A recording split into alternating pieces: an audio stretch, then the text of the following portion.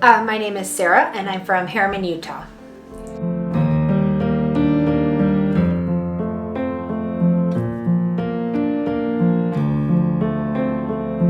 Attending this event has been incredible. I wish I would have had this 3 years ago. When somebody else in the group asked a question, it was exactly what I was thinking. So you have that camaraderie, and you can actually try them on, which is great because now I can try on a bunch of different types that I might not have even thought about doing before, because when Lexi gave the whole, I think there was 5 different types, I had no idea. I knew that there were silk tops, mono tops, and lace fronts. That's it. And I've been researching this for 3-4 years now.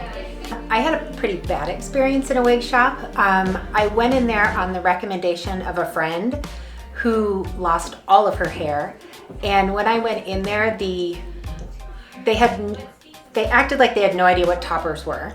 And then when we talked about wigs, they gave me very 1980s dynasty kind of wigs. It was a mess. I ended up crying, and I didn't mean to make the lady feel bad. But I ended up just leaving without anything. And then I ended up ordering a topper, online, and they had a salon there. So when I brought my topper in there to the salon, because they said they could cut it and do everything, to make it look better, ended up ruining my topper. It just looked terrible, and they didn't know what they were doing with the topper, but they didn't say they didn't know what they were doing. And I put my trust in them, and it was a nightmare. And I just went back to hair fibers and headbands for another probably year until I kind of got the courage up again to look for alternatives.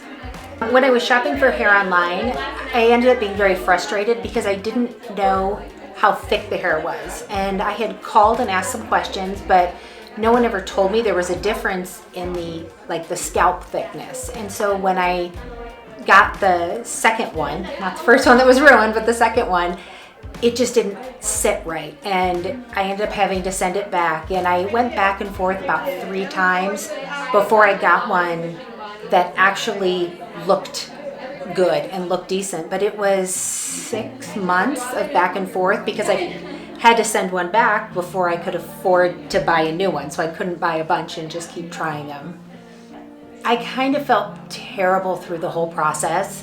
It's already embarrassing to have hair loss, and then to have to spend a lot of money, and it wasn't money that I had extra lying around. And so I felt taken advantage of in some places, and then other places I didn't have anyone to ask questions to. So it was very alienating.